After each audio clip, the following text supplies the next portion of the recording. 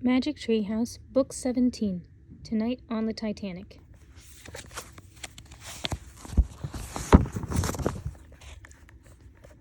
Prologue. One day in Frog Creek, Pennsylvania, a mysterious treehouse appeared in the woods. 8-year-old Jack and his 7-year-old sister Annie climbed into the treehouse. They found that it was filled with books. Jack and Annie soon discovered that the treehouse was magic. It could take them to the places in the books. All they had to do was point to a picture and wish to go there. Along the way, they discovered that the treehouse belongs to Morgan Le Fay. Morgan is a magical librarian from the time of King Arthur. She travels through time and space gathering books. In Magic Treehouse Books 5 to 8, Jack and Annie help free Morgan from a spell. In Books 9 to 12, they solved 4 ancient riddles and became master librarians. In Magic Treehouse Books 13 to 16, Jack and Annie had to save 4 ancient stories from being lost forever. Now in Book 17, they are about to begin a new set of adventures. Chapter 1. A New Mission. Jack opened his eyes. It was a stormy night. The rain tapped hard on his window pane. "Did you hear that?" "Do you hear what the rain's saying?" said a voice. Jack turned on his lamp. Annie stood in his doorway. She wore her rain poncho over her pajamas and held a flashlight. "It's saying, come on," she said. "You're nuts," said Jack. "Listen, just listen," said Annie. Jack listened. The rain did seem to be tapping out. Come now, come now. "We have to go to the treehouse," said Annie. "Something important is about to happen." "Now?" said Jack. Jack didn't want to leave his warm, cozy room, but he had a feeling Annie was right.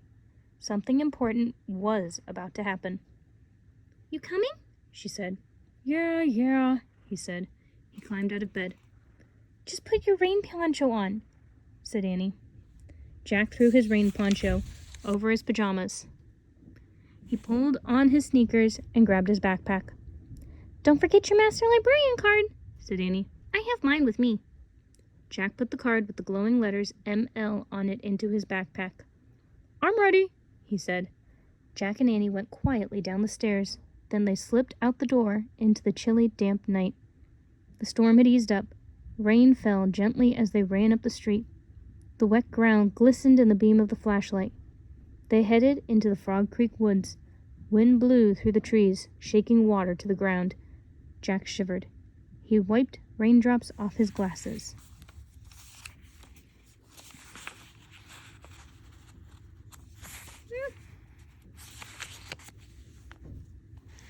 "Brr," said Annie.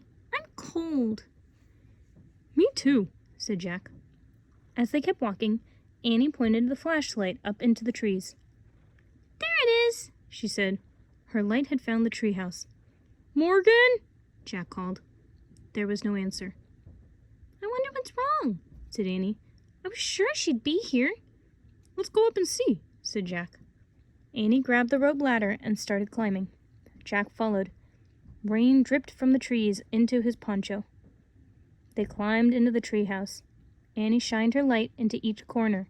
The first 3 corners were empty. Then the flashlight beam hit the 4th. Jack and Annie gasped with surprise. Sitting in the corner was a small dog. He looked like a terrier puppy. He had scruffy, light brown fur. He stared sadly at Jack and Annie. "Oh," whispered Annie. "Where did you come from?" said Jack. Annie patted the dog's head. He wagged his tail. "He's so cute," she said. "He looks like a little teddy bear. Hi, Teddy." Teddy was actually a good name for him, Jack thought. "Where did you come from, Teddy?" he asked. The little dog whimpered. "Don't be sad," said Annie. "Everything's okay."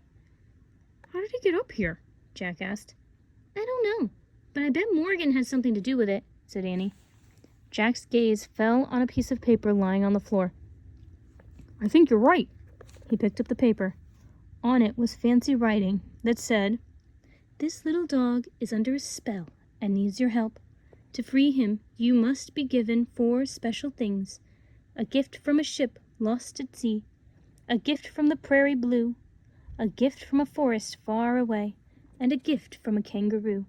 Be wise, be brave, be careful. Morgan. P.S.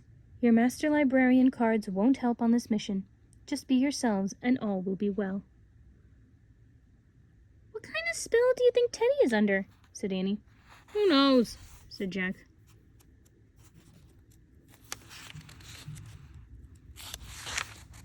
Poor thing, said Annie. She patted the dog's head. He licked her hand. It looks like we have to take 4 trips, said Jack. Teddy trotted over to a book. He pushed it with his nose. Look, said Annie. I bet that will take us on our first trip. She picked up the book that the little dog had chosen. Good job, Teddy, she said. The title of the book was The Unsinkable Ship. Well, at least that's good, said Jack. The ship won't sink, even if it is lost. Right, Teddy? Asked Annie. He answered. Jack pointed at the cover of the book. I wish we could go there. The wind started to blow. The treehouse started to spin. It spun faster and faster. Then everything was still. Absolutely still. Chapter 2. The Unsinkable Ship. Jack opened his eyes. He shivered. Wherever they were now, it was cold. Very cold. Teddy barked again. Shh, said Jack. Annie shined the flashlight on her clothes. Wow, we're just like old-fashioned kids, she said. Instead of pajamas and a poncho, she wore a sailor dress and a long wool cloak. Jack had on an overcoat and knee-length pants with long socks. His backpack had turned to leather. He also had on a shirt and tie. Where are we? He wondered aloud. Jack and Annie looked out the window. The moonless sky glittered with stars. There was a soft wind and the sound of water lapping. The treehouse seemed to be resting on a wooden deck between 2 giant columns. Jack looked up and saw smoke coming out of the columns. We must have landed on the ship between the smokestacks, he said. Then Jack looked straight ahead and saw a box high in the air near the front of the ship. That must be the lookout's nest, he said. Jack sat back in the treehouse and opened their book. Annie handed him the flashlight. Let's find out where we are, he said. He turned to a picture of a huge ocean liner. By the light of the flashlight, he read, Late at night, on April 14th, 1912, an English ocean liner was making her first voyage across the Atlantic Ocean. She was going to New York City, carrying 2,200 passengers. The ship was 4 city blocks long. Most people believed the ship was unsinkable. Oh man, we're in 1912, said Jack. He pulled out his notebook and wrote, April 14th, 1912. This ship is huge. How will we ever find the gift to help free Teddy? You can't go looking for a gift, said Jack. You have to wait until someone gives it to you. Right, said Annie with a sigh. Well, I guess we just have to be ourselves, like Morgan said. Maybe we'll get lucky? This is hard, said Jack. The little dog whined. Don't worry, Teddy, said Annie. We'll free you from your spell.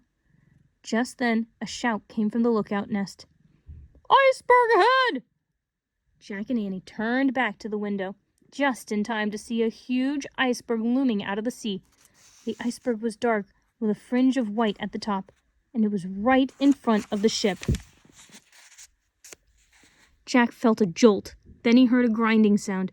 The ship was scraping against the mountain of ice. Teddy barked. Don't be scared. Shh, said Annie. She picked the dog up and hugged him.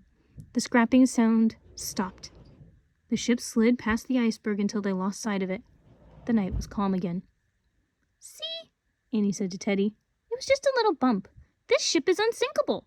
But Jack was worried. Wait, I have to read more about this, he said. Don't read now, said Annie. It's time to get the gift. Come on, Teddy. She picked up the little dog and the flashlight, and she climbed out of the treehouse window. Hey, don't take the flashlight, said Jack. But Annie was gone. Annie, called Jack. He heard a soft, yikes! Annie stuck her head back into the treehouse. Bad news, she said in a whisper. I think you'd better see this. Jack threw his stuff into his knapsack. He put it on and climbed out the window. Annie was standing by the ship's railing, holding Teddy. Without a word, she shined the flashlight on a life preserver hanging from the railing. In big, black letters were the words, RMS Titanic.